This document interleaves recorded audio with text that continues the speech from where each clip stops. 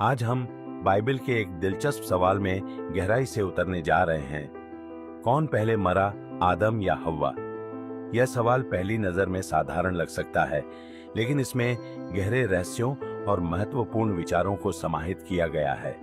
यह हमें परमेश्वर, मनुष्य और स्त्री के रिश्ते को समझने के लिए महत्वपूर्ण पाठ प्रदान करता है। हमारे साथ अंत तक बने रहिए, क्योंकि जो हम मिलकर जानेंगे वह मानव इतिहास के कुछ पहलुओं पर नई रोशनी डाल सकता है। शुरुआत करने के लिए हमें शुरुआत में लौटना होगा, उत्पत्ति के पुस्तक के विवरण में। अध्याय 2 में हम पहले मानव आदम के सृजन को पाते हैं। बाइबल में वर्णित है कि परमेश्वर ने आदम को पृथ्वी की मिट्टी से बनाया और उसकी नथनों में जीवन की सांस फूंकी, जिससे उसे अस्तित्व मिला। फिर यह देखकर कि मनुष्य का अकेला होना अच्छा नहीं था, परमेश्वर ने आदम की एक पसली से हव्वा को बनाया। दोनों साथ में ईडन के बगीचे में रहते थे, जो एक स्वर्ग जैसा स्थान था जहां शांति और सामंजस्य था। लेकिन एक अवज्ञा के कृत्य ने मानवता का भविष्य हमेशा के लिए बदल दिया। लेकिन सवाल अब भी बना है, कौन पहले मरा? शुरुआत में बाइबल उनके मृत्यु के क्रम के बारे में स्पष्ट उत्तर नहीं देती। ईडन से निष्कासन और मानव मृत्यु की शुरुआत के विवरण में यह नहीं बताया गया कि कौन पहले मरा। हालांकि बाइबल के पाठ का गहराई से विश्लेषण करने और प्राचीन स्रोतों से परामर्श करने पर हम ऐसे संकेत और विचार पा सकते हैं जो इस कहानी की हमारी समझ को विस्तृत करते हैं।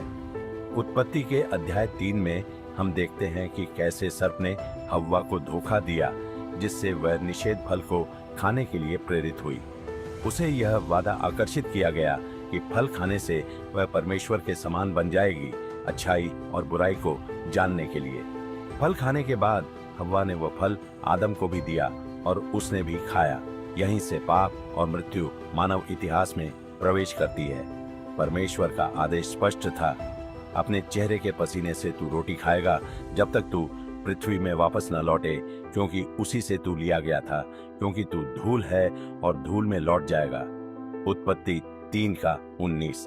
इस प्रकार यह निर्धारित किया गया था कि दोनों को मरना पड़ेगा, लेकिन यह सवाल कि कौन पहले मरेगा अब भी अनुत्तरित है। बाइबल की कथाएं जारी रहती है और विशेष रूप से उत्पत्ति के शुरुआती अध्यायों में आदम की आयु का सटीक विवरण दिया गया है। इसमें कहा गया है कि उसने 930 साल तक जीवन बिताया। उत्पत्ति 5:5। हालांकि बाइबल में हव्वा की उम्र या उसकी मृत्यु के ठीक समय का जिक्र नहीं किया गया है, जिससे कई तरह की व्याख्याएं सामने आती हैं। यह कमी जानबूझकर की गई हो सकती है और कुछ विद्वान मानते हैं कि इसमें गहरा रहस्य छिपा हो सकता है। कुछ धार्मिक परंपराओं के अनुसार हव्वा की मृत्यु का खास उल्लेख न होना महत्वपूर्ण माना जाता है। इब्रानी विचारधारा में इसे एक प्रतीक के रूप में देखा जाता है, जो शारीरिक जीवन से आगे के अर्थ को दिखाता है।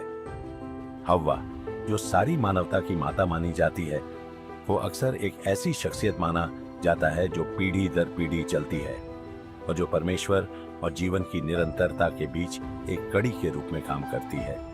अब आदम की बात करें तो अगर हम अपोक्रिफा ग्रंथों जैसे बुक ऑफ जुबिलीज और book of Adam and ewe को देखें, तो ये कुछ दिलचस्प बातें सामने लाते हैं जो हमारी सोच को और विस्तार देती हैं।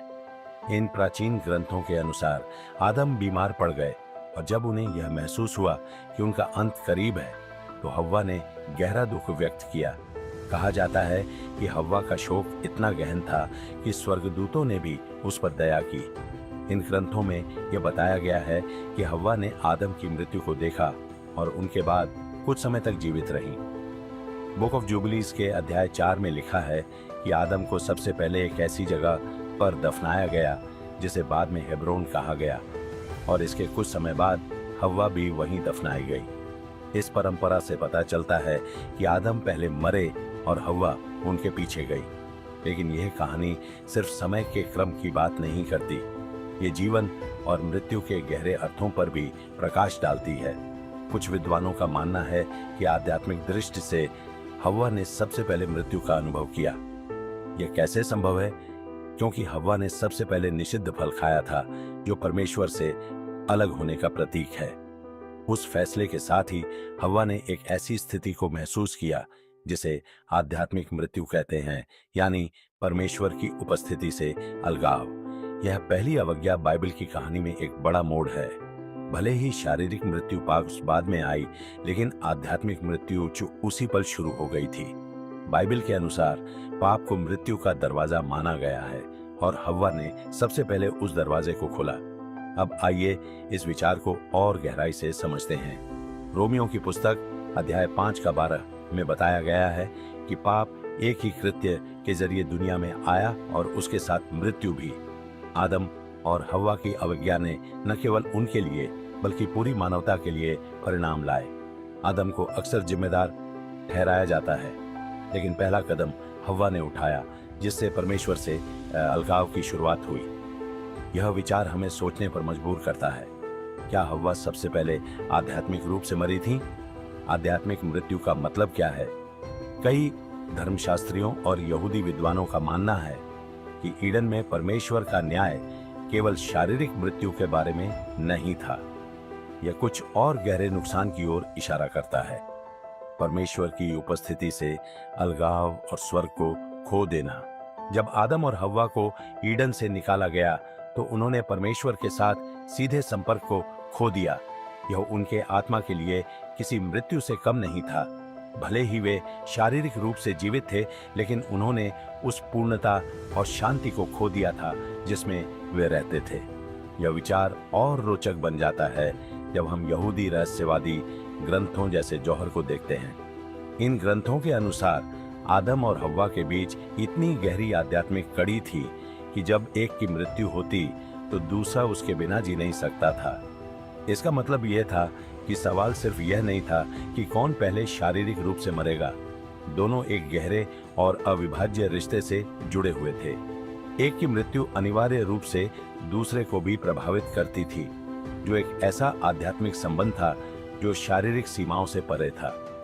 अगर आपको यह चर्चा पसंद आ रही है और आप बाइबल के रहस्यों को और गहराई से समझना चाहते हैं तो चैनल को सब्सक्राइब करें, वीडियो को लाइक करें और अपने दोस्तों के साथ इसे शेयर करें जो ऐसे गहरे विषयों में रुचि रखते हैं। चलते हैं उस शुरुआती सवाल पर, आदम पहले मरे या हव्वा? बाइबल बताती है कि आदम ने 930 साल तक जीवन जिया, लेकिन हव्वा की मृत्यु का सही समय साफ नहीं बताया गया।